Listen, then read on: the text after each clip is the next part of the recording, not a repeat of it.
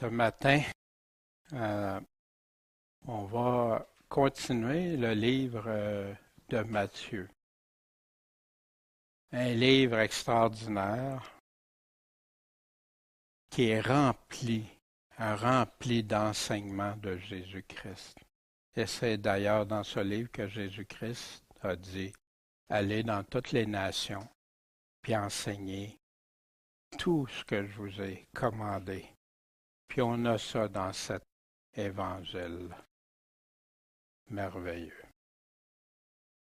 Avant d'aller plus loin, bon Père céleste, ce matin, c'est toi qu'on cherche de tout notre cœur.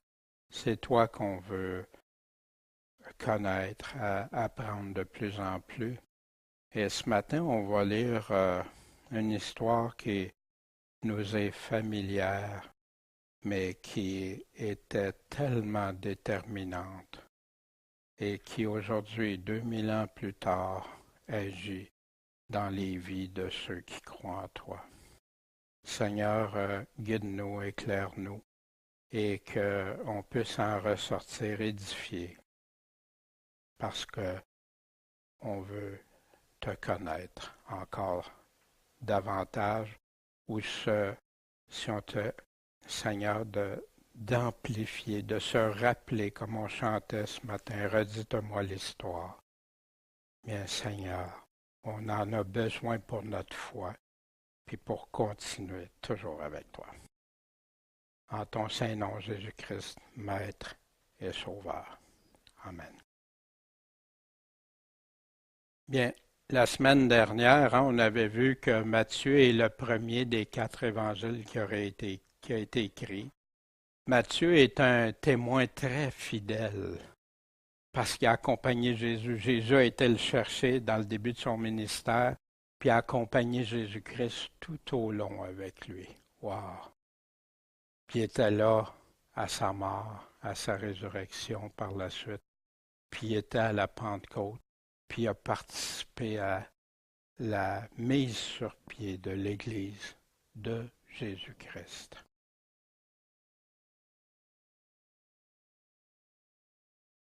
On a vu dans le chapitre 1 la généalogie de Jésus, toute une liste de noms. Puis on a vu que Matthieu mettait l'accent sur, il y avait 14 générations à partir d'Abraham, 14 autres après la déportation de Babylone. Puis il démontre par là que Jésus descendait de la maison d'Abraham et de la maison de David. On a vu aussi Joseph, le juste qui craignait Dieu puis lui obéissait en toutes choses. Puis on a vu c'est quoi, la Bible nous parle souvent des justes. Marie, vierge, qui est devenue enceinte par Dieu lui-même, par l'Esprit Saint. Et vous savez, c'était tout important, ça, la lignée de Joseph, même si techniquement Joseph n'était pas le père de Jésus, parce qu'à cette époque-là, une femme serait arrivée avec un enfant sans père, ça aurait pas passé nulle part dans la culture et dans l'époque. On avait vu rapidement là, la descendance des 2 généalogies avec Luc aussi. Luc le présente différemment. Matthieu présente de lignées de Salomon, Nathan, Jacob, le père naturel. Matthieu donnait les pères, les noms, c'est pour ça qu'ils sont différents du père naturel. Mais on a vu aussi que Luc, lui, il allait sur le côté légal. Puis il y avait des frères qui remariaient l'épouse de celui qui était décédé pour continuer. C'était la loi voyons, le nom m'échappe, là, mais c'était pour constituer la famille, garder les noms, garder l'héritage, garder tout. Fait qu'ici, c'est pour ça qu'il décrit Nathan, Melchi, Élie, comme père légal, c'est pas lui qui avait enfanté Joseph, mais légalement, oui. chapitre 2. Or, Jésus étant né à Bethléem, on va voir un petit peu des choses au sujet de Bethléem, ville de Juda, puis on nous donne ici au temps du roi Hérode. En passant, des Hérodes, il y en a eu plusieurs dans la lignée. Il nous spécifie un temps ici. Puis voici arriver des sages ou des mages d'Orient à Jérusalem. On va aller aussi examiner ça. Fait qu'on sait que Jésus est né à Bethléem, c'est au temps d'Hérode, puis il arrive des personnages qui viennent de l'Est, de l'Orient. Dans les écrits des premiers chrétiens, on nous dit qu'ils venaient d'Arabie. Puis dans Luc, au chapitre 2, Luc, vous savez, un grand historien, très reconnu, il nous donne des détails, des précisions. Ça vaut la peine d'aller voir. Qu'est-ce qu'il parle, Luc? Parce que Matthieu ne nous les donne pas, ces détails-là. Mais Luc va nous donner ces choses-là. Avant, on va aller voir les mages. Qu'est-ce que ça veut dire? Ça vient du mot magos, magov, qui veut dire mage. Dans les définitions, c'est un nom qui était donné, c'est à l'origine des Babyloniens, qui étaient les Chaldéens, les Mèdes, les Perses. Puis ça a continué comme ça. Puis ça, il donnait ces noms-là aux sages, aux hommes sages, ceux qui voyaient comme sages, ceux qui enseignaient les autres, des prêtres, là, il y avait des prêtres de toutes sortes de religions, des médecins, des astrologues, des voyants, des interprètes de rêves, d'augures, de devins, de sorciers. Fait que la liste est longue, Fait que ça peut... C'est comme nous quand on regarde un mot en français puis qu'il y a plusieurs applications, plusieurs définitions. Mais on sait que c'était pas le peuple juif en théorie qui les aurait appelés comme ça, mais Matthieu les appelle comme ça, les mages, les sages ou les mages d'Orient. Fait qu'ici, justement, à Babylone, vous vous souvenez de Daniel, l'histoire de Daniel, quand il avait été en captivité de Babylone, puis il avait été chercher ces personnes-là, puis il avait gardé Daniel avec ses amis, puis qu'il les avait fait nourrir, il ne voulait pas se contaminer avec la viande du roi, les mets du roi, puis les choses qui étaient sacrifiées aux idoles et tout. Puis il faisait attention. Puis, à un moment donné, le roi Nebuchadnezzar a eu un rêve. Personne ne pouvait l'interpréter. Fait que là, il a appelé tous les mages, tous ceux, toutes catégories, puis il venait y expliquer ce que ça voulait dire son rêve. Mais en plus de ça, il ne lui disait pas c'était quoi le rêve. C'est impossible. Qui serait capable? Qu'est-ce qui est arrivé? Daniel a entendu ça. Puis Daniel passait, il les faisait tous mourir. Daniel et ses amis passaient dans ça parce qu'ils étaient catalogués dans cette catégorie-là. Daniel a pris la parole puis a dit « Béni soit le nom de Dieu d'éternité en éternité, car c'est à lui qu'appartiennent la sagesse et la force. Lui est le sage, le grand sage, le fort. Et c'est lui qui change les temps et les moments, qui dépose les rois et qui les établit. » Ouais, même les bons, les moins bons. Ouais. Et qui donne la sagesse aux sages et la science, la connaissance à ceux qui ont de l'intelligence. Dieu met beaucoup l'intelligence. C'est lui qui a donné l'intelligence aux hommes. Mais il veut que notre intelligence soit selon celle que lui veut nous donner. C'est lui qui révèle les choses profondes et cachées. Il connaît ce qui est dans les ténèbres et la lumière demeure avec lui. Je pensais que c'était intéressant de revenir aussi dans un contexte qui nous replace, parce que au début, quand tu vois ça, des mages, qu'est-ce que ça fait? Mais il ne faut pas être surpris, parce que, vous savez, même au travers de l'Évangile, il y en a qui disaient, quand Paul arrivait, puis ça, il y avait l'esprit de Python, il prêche le royaume de Dieu, la vérité, etc. Mais Dieu, ça peut utiliser qui il veut, comme il veut. C'est lui qui dispose, il fait tout. Fait que moi, je n'ai pas toute la compréhension, puis je n'irai pas vous donner l'interprétation qui peut nous conduire ailleurs. Mais ce que je sais, par exemple, c'est que Dieu est au contrôle. Dieu savait ça. Puis si Dieu a permis que ce soit eux, ou a choisi que ce soit eux qui aillent là, puis vous vous souvenez de la phrase que Jésus a dit, nul n'est prophète dans son pays. C'est des gens, ils venaient d'où? De l'extérieur. Puis on va voir les effets que ça a après. Mais allons voir dans chapitre 2, Luc chapitre 2. Qu'est-ce que Luc nous apprend de plus? Il nous dit qu'il y a un édit de César Auguste. Ça obligeait Joseph et Marie à aller s'inscrire dans un recensement. Mais vu qu'il était de la maison puis de la famille de David, Joseph était, on l'a vu dans la généalogie, ben, il devait se rendre à Bethléem. Mais il n'y a pas de place pour accoucher. Hein. Vous vous souvenez du récit, il a été obligé, Marie a accouché de Jésus dans une crèche.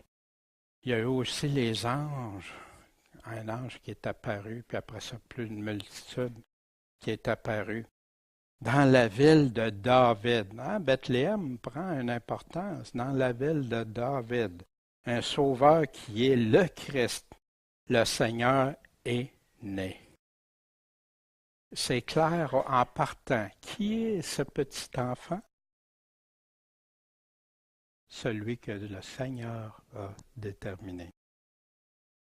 Puis la multitude de l'armée céleste des anges qui louaient Dieu. Les bergers, remarquez les choix de Dieu. Joseph humble, choisit Joseph. Choisit dans une crèche. Choisit des gens qui viennent de loin, qui sont méprisés souvent par les Juifs. Choisit des bergers, ceux qui sont méprisés souvent de la plupart. Pas si on voit Jésus, hein, un pattern dans ça.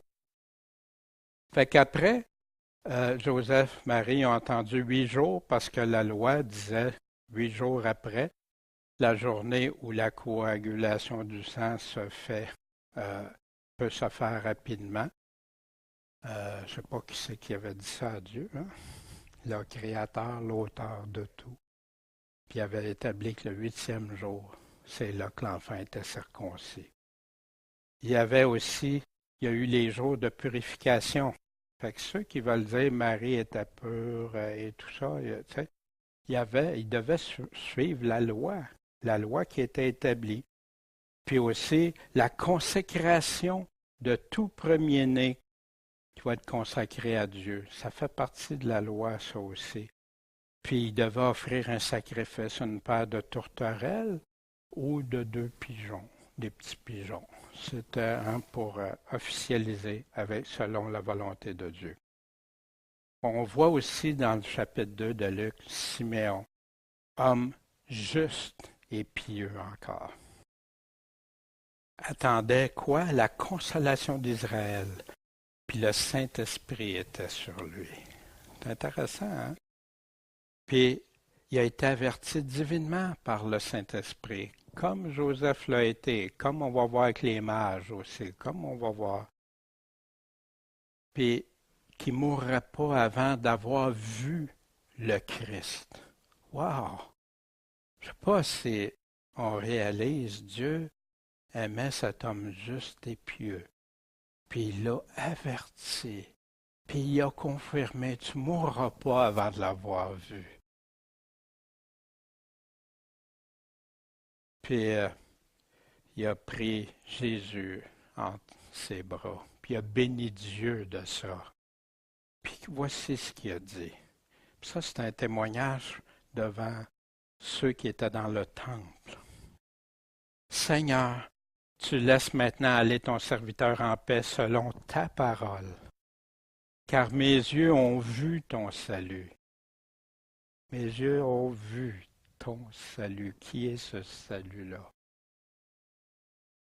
Que tu as préparé à la face de tous les peuples La lumière qui doit éclairer qui? Les nations. Voyez-vous, il savait déjà que c'était pour toutes les nations. C'était pas juste réservé au peuple d'Israël. Et la gloire de ton peuple d'Israël. La gloire. Quelle est la vraie gloire du peuple d'Israël sinon Jésus-Christ? Siméon continuait, il a béni, puis il a dit à Marie, sa mère. Puis c'est intéressant parce qu'il va nommer Joseph, puis après ça, il dit Marie, sa mère. Il ne dit pas Joseph, son père. Il ne dit pas. Voici cet enfant est mis pour la chute et le relèvement de plusieurs en Israël. Deux situations, pour leur perdition ou pour leur salut, leur relèvement devant Dieu.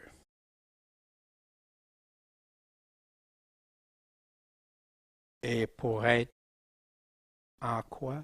En but à la contradiction. Qu'est-ce que ça veut dire? Il va avoir de l'opposition, de la contradiction tout au long. Et c'est ça qui est arrivé, et c'est ça qui se produit encore de nos jours. Ça continue jusqu'à son retour.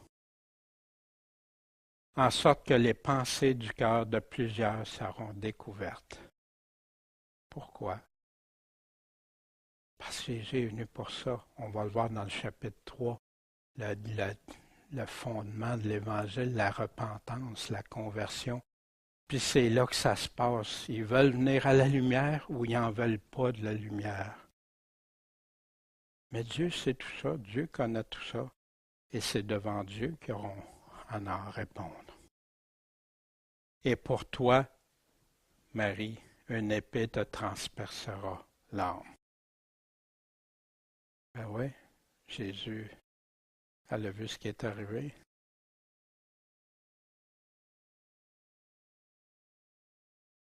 Luc continue avec Anne, la prophétesse, la fille de Phanuel, qui venait de la tribu d'Asser, qui était fort avancée en âge. Elle avait vécu avec son mari combien de temps? Pendant 7 ans. Elle était vierge, elle s'est mariée, selon ce que Dieu dit, selon ce que tout. Elle s'est pas. Puis elle était veuve âgée d'environ 84 ans. Combien de temps elle restait avec son mari? Puis qu'est-ce qu'elle a fait du reste de sa vie? Est-ce qu'elle se cherchait? Non, elle fait comme quand Paul parle des veuves. Vous vous souvenez, on avait vu ça dans Timothée. Âgée de 84 ans. Puis elle ne sortait pas du temple, servant Dieu nuit et jour en jeûne et en prière. Puis là, quand elle est survenue à l'heure que Marie, Joseph, Siméon étaient là, Jésus, elle louait aussi le Seigneur et parlait de Jésus à tous ceux de Jérusalem qui attendaient la délivrance d'Israël. Elle l'annonçait. Après que Marie et Joseph ont accompli tout ce qui était ordonné par la loi du Seigneur, ils sont retournés en Galilée, à Nazareth, leur ville. Puis l'enfant grandissait et se fortifiait en esprit, était rempli de sagesse et la grâce de Dieu était sur lui. Ça, c'est les choses que Luc nous donne comme détails supplémentaires. Fait que quand on regarde l'histoire, le récit de la nativité, ben ça va ensemble. Puis il y a Matthieu puis Luc qui en parlent. Marc va direct au but, il ne passe pas par ces étapes-là de préparation. Les gens connaissent ça. Dans Jean aussi, Jean savait que les autres, il a été mettre l'accent ailleurs et donc surtout les derniers jours de Jésus avant sa mort. On a ça des chapitres, autour des chapitres 12 à 18. Chapitre 2, on revient à Matthieu. Puis ces mages-là, ils disaient, où est le roi des Juifs? le roi des Juifs, comment il savait ça? Qui c'est qui a pu leur dire ça? Qui est né? On va y revenir plus tard.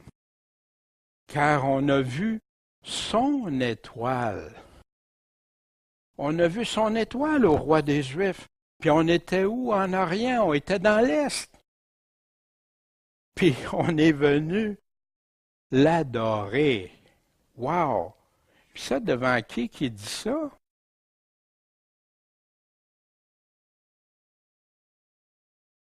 Ce que le roi Hérode ayant entendu, il en fut troublé.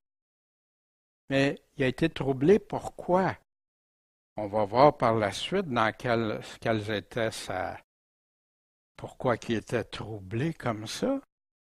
Mais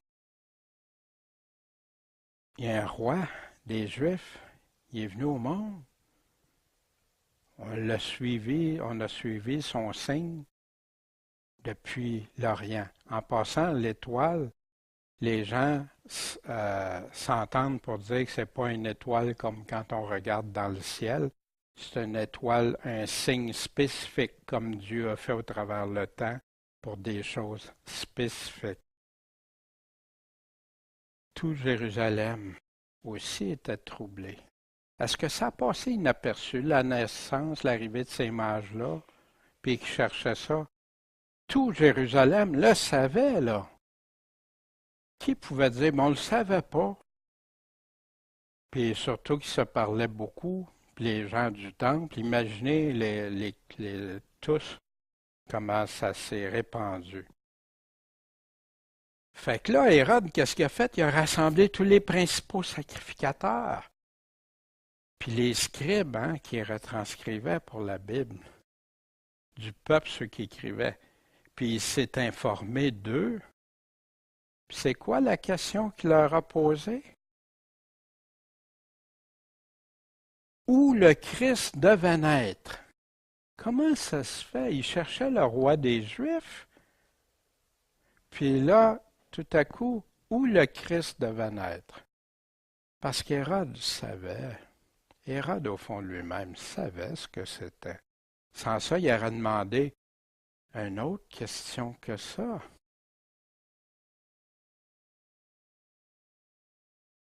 Les sacrificateurs, les pasteurs religieux, les pasteurs du temps, ont répondu, on ne le sait pas. Ben, qu'est-ce que c'est ça? Non, à Bethléem. Il le savait. Il savait que Jésus-Christ, le Christ, était pour naître à Bethléem, la ville de Judée.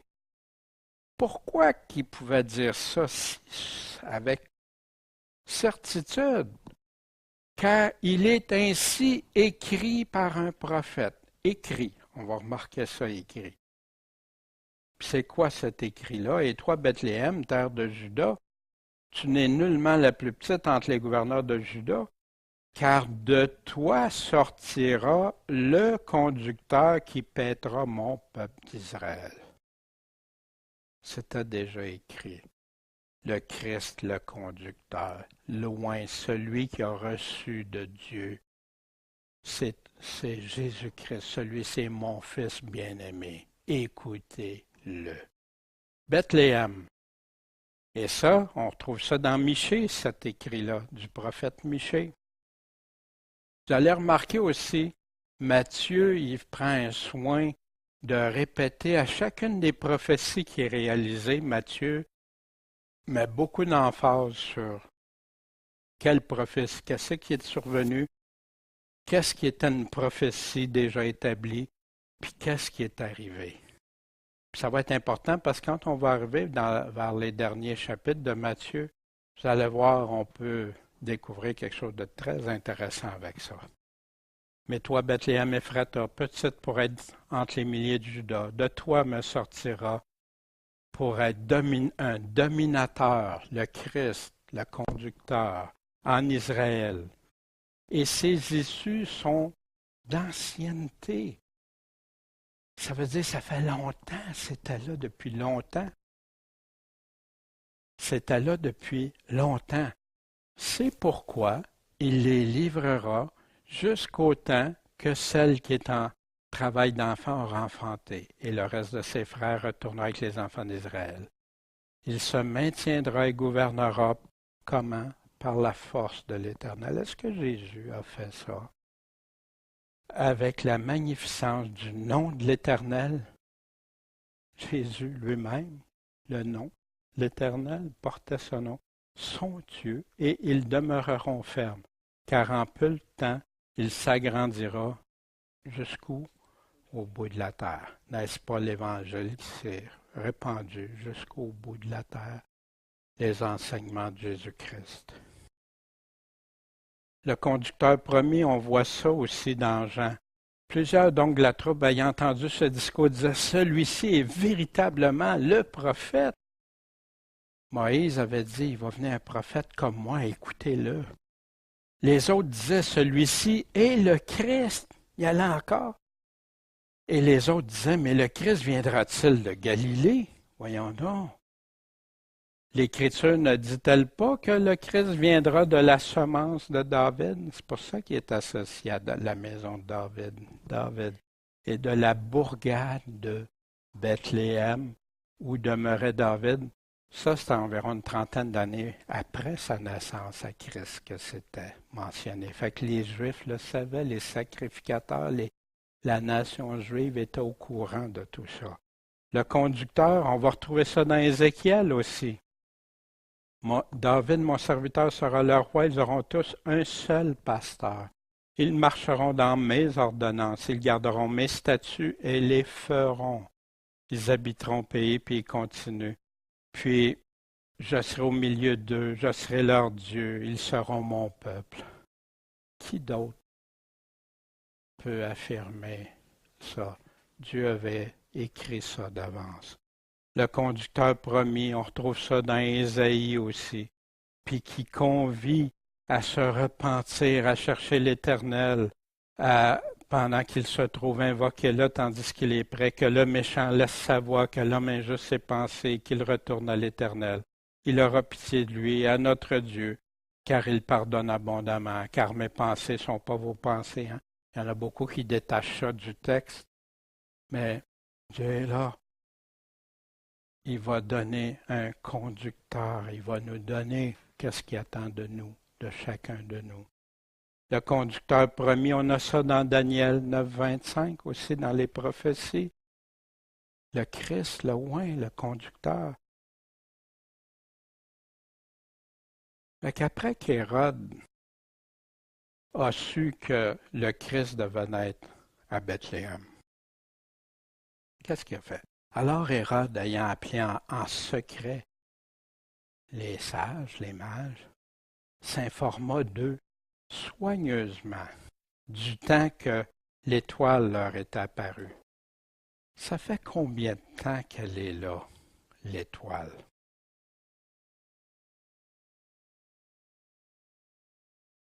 Pourquoi il voulait savoir ça? Hein? Et les envoyant à Bethléem, fait qu'il leur a dit, c'est où cet enfant-là? C'est où le roi des Juifs? C'est où le Christ? Il le sait très bien. Les envoyés à Bethléem, il leur dit, allez et informez-vous soigneusement touchant le petit enfant. Allez faire de la reconnaissance pour moi. Et quand vous l'aurez trouvé, faites-le moi savoir. Hein? Pour que je le sache. Pour que moi aussi, j'aille le tuer. Non, il dit l'adorer, hein? Mais son intention était où? Donc, eux ayant entendu le roi, s'en allèrent, et voici l'étoile qu'ils avaient vue en Orient allait devant eux, jusqu'à ce qu'elle vînt, puis elle s'arrêta sur le lieu où était le petit enfant. Voyez-vous pourquoi ça ne peut pas être une étoile dans le firmament? Voyez-vous? Parce que ce signe-là s'est arrêté devant la maison. À vous déjà, on va regarder le ciel, les étoiles, puis essayer de savoir cette étoile-là, quelle maison qui est en dessous. Hein, on la voit, elle est là, mais c'est impossible. L'étoile qu'ils avaient vue en Orient devant eux s'est arrêtée précisément là. Puis quand ils ont vu l'étoile qui s'est arrêtée là, ils se sont réjouis d'une fort grande joie. Parce que là, ils ont dit, c'est vrai, c'est à Bethléem, puis c'est là. Puis, écoutez, ça fait 2 ans. Je ne sais pas combien de temps avant il avait été prévenu de ça, de cette étoile-là, puis que c'était le roi des Juifs. Puis, entrés dans la maison, ils ont trouvé le petit enfant avec Marie, sa mère. En passant, on ne sait pas combien de temps s'est vraiment produit entre la naissance de Jésus puis le temps que ces mages-là arrivent.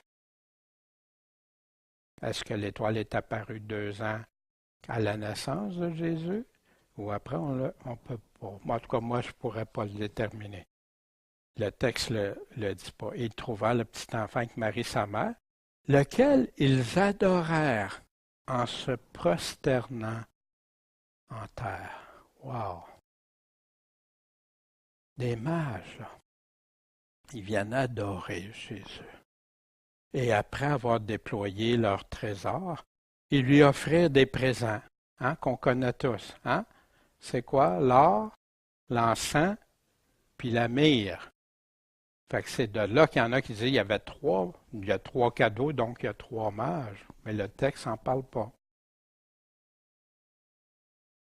C'était des choses précieuses, l'or, l'encens. Hein, tu avais des encens qui étaient très rares et dispendieux, puis de la myrrhe. Puis imaginez des gens qui partent, qui font un voyage de près de 2 ans, puis qui emmènent des choses pour aller donner ça à un roi, qui n'est même pas roi de leur pays, là. Puis qu'est-ce qui arrive avec? Il y en a qui se servent de ça, puis disent, c'est pour ça que Jésus était très riche. Non. On ne sait pas ce qui est arrivé avec ça, le texte ne nous en parle pas. Mais Joseph était un homme juste, puis Marie, c'est ceux qui ont disposé de ça de la bonne façon selon Dieu. Puis, étant divinement averti par Dieu, dans un songe, de ne pas retourner vers Hérode, ils se sont retirés dans leur pays, sont retournés, mais par un autre chemin. Dieu les a protégés. Ça nous arrive, hein, des fois qu'on vient pour faire quelque chose, on vient pour aller en quelque part, non, ça ne marche pas. Paul, même pour aller évangéliser, on a beaucoup d'exemples dans la Bible. Dieu peut protéger. Puis des fois, ça ne sera pas aussi clairement dans un songe, dans ça. Des fois, c'est une façon, oh, on vient pour faire quelque chose, on vient pour aller, non, non. Puis des fois, on s'ostine, on le fait pareil, puis hop, bang, il est arrivé quelque chose qui ne devait pas arriver. Dieu, je n'ai pas été à l'écoute comme j'aurais dû. Or, après qu'il se fut retiré, voici l'ange du Seigneur est apparu encore à Joseph. Puis il lui dit, lève-toi, prends le petit enfant et sa mère, et enfuis-toi en Égypte, puis demeure là jusqu'à ce que je te le dise, parce qu'Hérode cherchera le petit enfant pour le faire mourir. Dieu y avertit Joseph, il protège Joseph, Marie et l'enfant Jésus. Joseph, donc, s'étant réveillé, non, non, Seigneur, ça se peut pas. Non. Joseph est un homme juste. Il craignait Dieu puis obéissait à Dieu. La même chose que quand ça y a tenté pour sa fiancée, hein? Non. Il l'a pris de nuit, le petit enfant. Il a pris ça très au sérieux. Et sa mère, elle s'est retirée en Égypte. Puis, il est demeuré là jusqu'à la mort d'Hérode. Dans quel but aussi Dieu? Dieu connaît tout d'avance. Hein? On a vu, hein? Il connaît ce qui va arriver d'avance. Dans quel but? Afin que fût accompli ce que le Seigneur avait parlé par un prophète en disant, j'ai appelé mon fils hors d'Égypte. Je ne sais pas ce que ça vous fait, vous, de savoir que Dieu sait tout d'avance. Chaque détail, chaque chose. Puis ça, d'où c'était, Matthieu savait, quand Israël était un jeune enfant, je l'ai aimé et j'ai appelé mon fils hors d'Égypte. Osée 1,11. Alors Hérode, voyant que les sages s'étaient moqués de lui, oh, ils sont pas venus me le dire, là, hein? Puis, voyez-vous, Dieu a même protégé parce qu'Hérode, il aurait pu être intéressé d'envoyer des soldats ou des stoules les suivre ou les accompagner, mais non, ça y est même pas venu à l'esprit. Mais là, quand il a vu que non, ils reviennent, ils sont pas revenus, il a été fort en colère parce qu'il ne pouvait pas l'adorer, l'enfant. Ah non, pas du tout. Il était fort en colère et il a envoyé tuer tous les enfants qui étaient à Bethléem et dans tout son territoire depuis l'âge de 2 ans et en dessous, selon le temps dont il s'était exactement informé des mages. Là, ils ont dit, wow. Ils disent, ouais, sa colère, il voyait plus clair, il voyait plus autre chose que d'assouvir une colère féroce en tuant. En tuant quoi? Des enfants innocents. Ça, encore là, c'est une prophétie. Est-ce que c'est Dieu qui a dit à Hérode de faire ça? Non. L'homme a le choix de faire des choses méchantes ou non. A le choix de faire du bien ou du mal. Mais c'était dit d'avance. Alors fut accompli ce dont avait parlé Jérémie le prophète en disant, on a entendu à Rama un cri, une lamentation, des plaintes, un grand gémissement. Comprenez-vous, les mères, les pères, même ceux qui n'ont pas d'enfants, comme on entend des choses, des fois un enfant qui est arrivé quelque chose, on est tout à l'envers. Rachel pleurant ses enfants.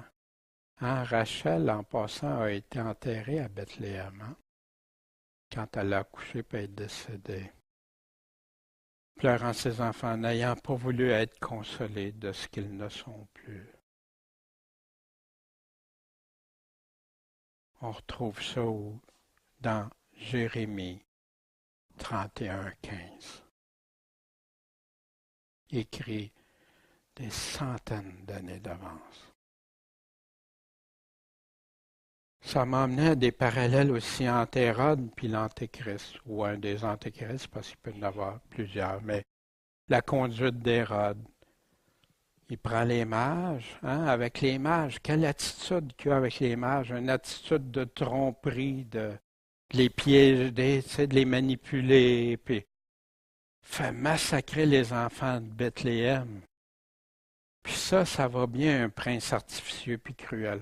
Puis je dis pas qu'Hérode est un antéchrist, et l'antéchrist, pas du tout. Là, c'est pas ça que je suis en train de dire, mais les parallèles, hein, des ressemblances de type de caractère, en colère contre Dieu puis ceux qui lui obéissent. Pourquoi qu'on peut dire qu'il est en colère contre Dieu? Parce qu'il savait que c'était le Messie, loin de Dieu, le désigné par Dieu, le chef, le roi. Puis ceux qui lui obéissent. Puis s'il aurait pu mettre la main sur les mages ou sur Joseph, qui ont obéi à Dieu, il aurait passé. Mais l'Antéchrist, la même chose. Ceux qui ne renieront pas leur foi, qui vont tenir pour Dieu. l'Antéchrist va être en colère. Puis même on a ça dans Daniel 11 qui nous en parle de ça, qui va se tourner contre la Sainte Alliance, puis être en colère contre eux. Il a employé tous les moyens possibles pour tuer Jésus. L'Antéchrist va prendre tous les moyens possibles pour tuer Jésus. Il ne pourra pas, mais ceux qui lui ressemblent, puis ceux qui le suivent. Et on continue au chapitre 2. Mais après qu'Hérode a été mort, voici l'ange du Seigneur apparu encore dans un songe à Joseph. C'est important, le Fils de Dieu. Dieu a fait tout ce qu'il fallait. Jésus a-tu été dans la ouate, vous pensez? Ses parents, parce qu'il y avait Jésus comme enfant? Ils ont vu toutes les couleurs. Puis il est apparu à Joseph, et Marie et Joseph qui étaient encore en Égypte. Puis il a dit à Joseph, lève-toi, prends le petit enfant et sa mère, et va-t'en au pays d'Israël, car ceux qui cherchaient à ôter la vie du petit enfant sont morts. Fait qu'il dit, retourne dans le pays d'Israël, sors de l'Égypte maintenant. Ça fait penser à l'Éternel quand il avait dit à Moïse dans Exode, va, retourne en Égypte, car tous ceux qui cherchaient ta vie sont morts. Moïse a vécu ça avec Pharaon, en me souvenant. Joseph, donc, s'étant réveillé, prit le petit enfant et sa mère, puis s'étant venu dans le pays d'Israël. Fait qu'il est retourné, il ne dit pas à Jérusalem, mais au pays d'Israël. Mais quand il a eu appris qu'Archélaüs régnait en Judée, on va voir qui c'est ça, Archélaüs. À la place d'Hérode, son père, il craignait d'y aller. Étant divinement averti dans un songe, il s'est retiré en Galilée. Il est resté en Israël, mais il n'a pas été à Jérusalem. Qui est-ce que c'est, ça, Archélaüs? C'est le fils aîné d'Hérode le Grand, mais qui venait d'une mère samaritaine. Hérode a eu différentes femmes. Puis son cadet, son frère cadet, c'est Antipas, qui est devenu Hérode le tétrarque, qu'on voit plus loin, d'une section et territoire, le tétrarque. Antipater, un de leurs demi-frères, il a accusé Archélaüs, puis un autre demi-frère, Philippe, de comploter pour assassiner leur père Hérode le Grand. Mais ça n'a pas marché, puis ils ont été acquittés. Par contre, Antipater, lui, a été accusé, puis lui, il s'est fait mettre à mort. Pourquoi on sait tout ça? Parce qu'on a ça dans Josephus, l'historien, qui a écrit tout ça en détail. Et des fois, on dit, on ne peut pas savoir. Non, non, il y a plein de choses qu'on peut savoir. Puis aussi beaucoup dans les écrits des premiers chrétiens qu'on peut regarder, des chrétiens qui ont connu les apôtres. Hérode le Grand, pas tous, là, mais certains. Hérode le Grand meurt tout de suite après ça. Par la suite, ben, c'est sûr, il a fait un testament. Hein? Puis c'est Archélaüs qui a hérité d'une grande partie du royaume. Mais son titre était d'ethnarque. Ça, c'était comme un gouverneur. Il n'était pas roi comme son père. C'était pas le roi Hérode. Là. Ils ont diminué son statut, puis tout ça. Puis, il a été destitué finalement à Vienne, en Gaule. Puis, ils ont pris ses richesses, puis ça a été dans le trésor impérial. Et on continue. Et étant arrivé,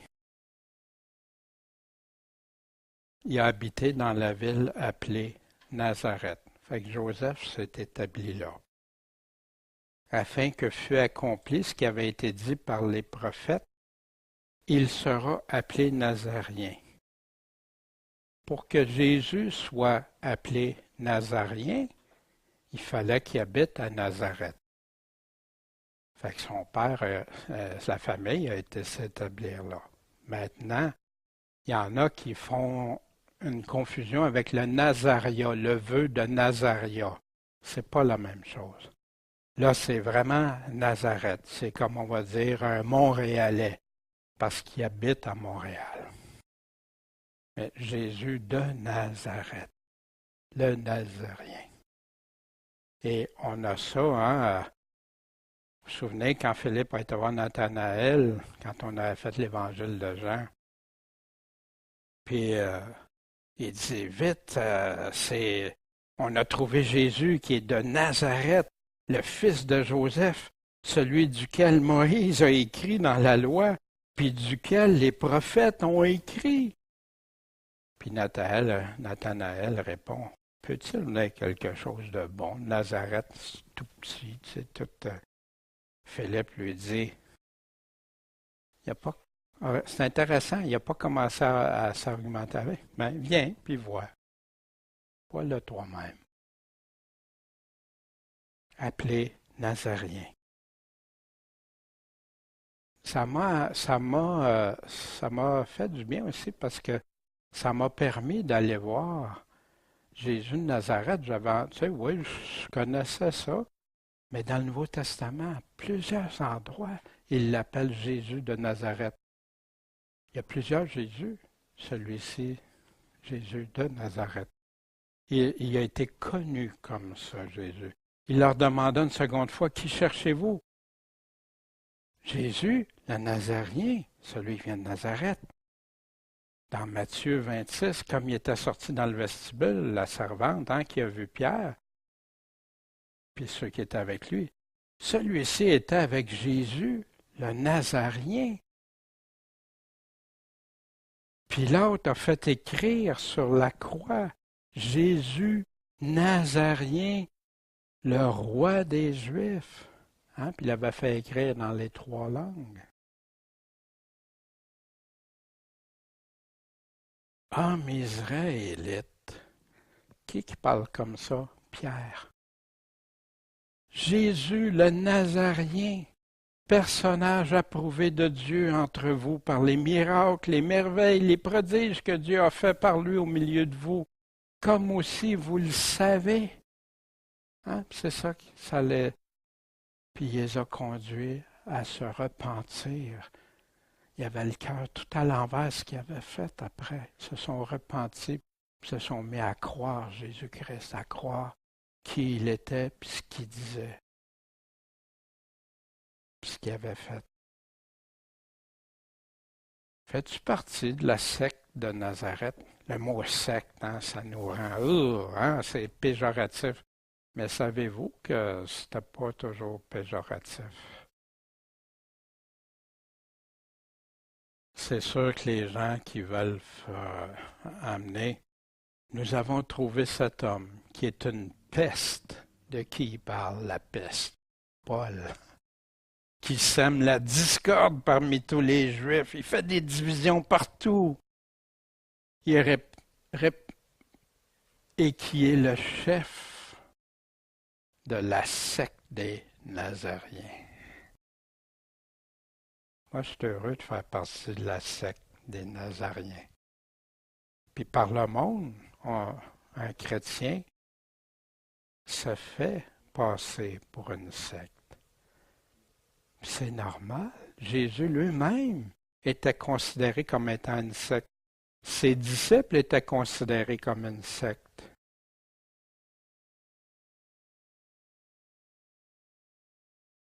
Mais il faut être de la bonne secte, celle de Jésus-Christ. C'est pour ça qu'il y a une séparation. C'est séparé. Vous savez que ça a été appelé comme ça, la secte des Nazaréens. Les chrétiens ont été appelés comme ça pendant plus de 3 siècles par les Juifs. Plus que le mot chrétien. Il y avait le mot christiani, christiane. Il y a eu différents mots, cela avec le langage d'autrefois. On avait vu au chapitre 1 une prophétie de réaliser. Voici la Vierge sera enceinte, elle enfantera un fils, on l'appellera son nom Emmanuel, ce qui signifie Dieu avec nous. Ça venait d'Ésaïe. C'est pourquoi le Seigneur lui-même vous donnera un signe. Voici, une vierge sera enceinte, et elle enfantera un fils, et elle appellera son nom Emmanuel. C'est pour ça que ceux qui mettent une jeune femme, ça atténue tout le sens. Non, une vierge va être enceinte. C'est un miracle de Dieu. C'est un signe. Sans ça qu'une femme, une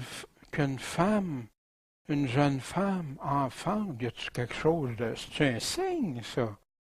Mais une vierge qui enfante, wow!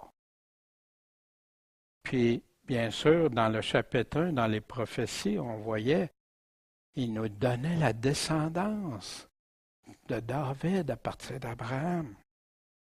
Puis dans le chapitre 2, quelle prophétie on a vue? Puis ça, on va garder ça au long de Matthieu, parce que c'est important, ça.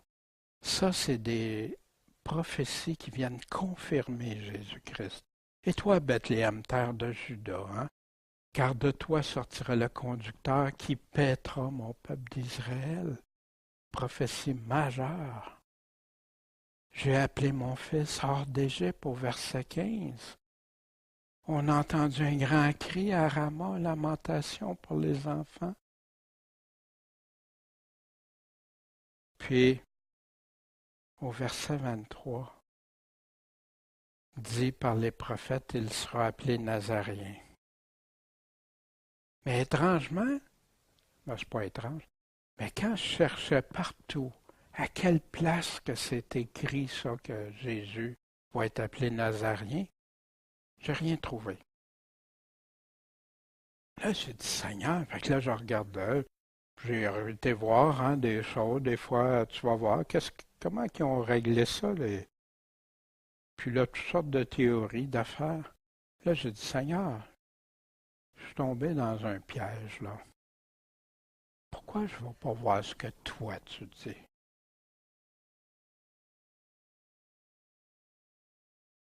C'est-tu écrit ou dit par les prophètes? Puis il y a des choses comme ça qu'on a dans le Nouveau Testament qui se répétaient entre les Juifs.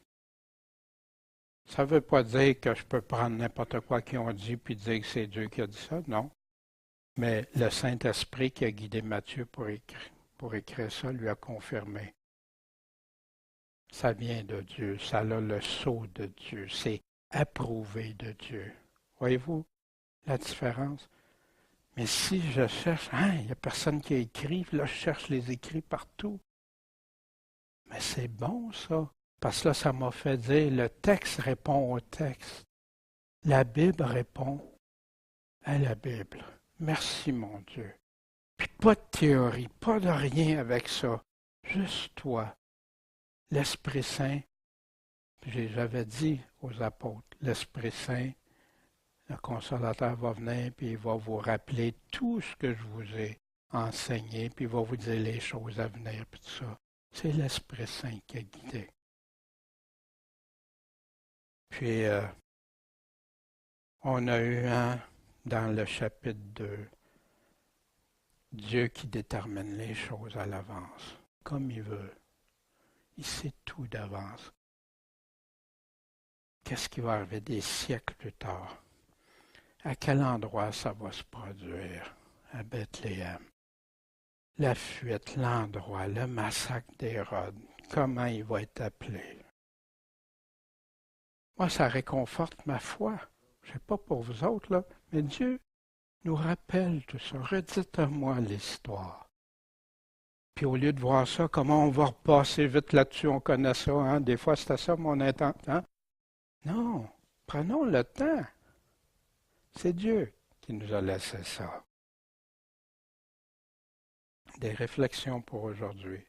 Est-ce que le fait de savoir que Dieu annonce tout d'avance fortifie ta foi en lui? Il sait tout ce qui va arriver. Il sait ce qui est arrivé. Il sait ce qui va arriver. Puis il se connaît. Mais il connaît tout. Ça ne veut pas dire que Dieu veut que tout ça. Non. Il permet que des choses arrivent des fois. Il le sait. Puis Pourquoi vous pensez qu'il voudrait tant que tous en viennent à la repentance, qu'ils changent leur voie tortueuse, leur voie mauvaise? Qui peut intervenir puis avoir les solutions puis les moyens qui sont souvent impensables aux hommes? Je ne sais pas pour vous, mais ça m'est arrivé souvent. Dieu est intervenu dans des façons que j'aurais jamais pensé. Mais c'est lui. C'est lui. Puis des fois, j'ai contrecarré ses plans. Des fois, j'ai été contre lui sans m'en rendre compte. Quand j'ai pris mes moyens. Puis je demande pardon à Dieu pour ça. Parce que des fois, j'ai fait subir ça à d'autres aussi. Ceux que j'aimais. Dieu peut intervenir. Mais il sait. Puis si je dois passer au travers des époques difficiles, comme Joseph puis Marie, pensez-vous que Joseph s'attendait à ça, déjà en partant avec Marie, hein? Après ça, d'être obligé de se lever en pleine nuit, tout l'abandonner, toutes ses affaires, ses outils, tout ce qu'il vivait avec, toute sa vie, puis se sauver?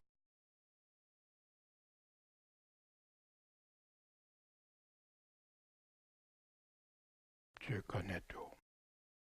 Dieu peut intervenir d'une façon miraculeuse qui nous dépasse totalement. Est-ce que c'est en lui qu'on fait confiance pleinement? Joseph l'a fait. Un homme juste et bon, craignant Dieu. Sa crainte de Dieu était à la bonne place, puis faisant en sorte qu'il était prêt à obéir à Dieu, en laissant faire ses peurs, ses craintes, ce qui n'était pas toutes ses appréhensions. Qu'est-ce que le monde va dire? Hein? Marier une femme enceinte? Qu'est-ce que le monde va dire? Je laisse toutes mes affaires, je me sauve. Ils vont dire, je suis un peu heureux. Voyez-vous?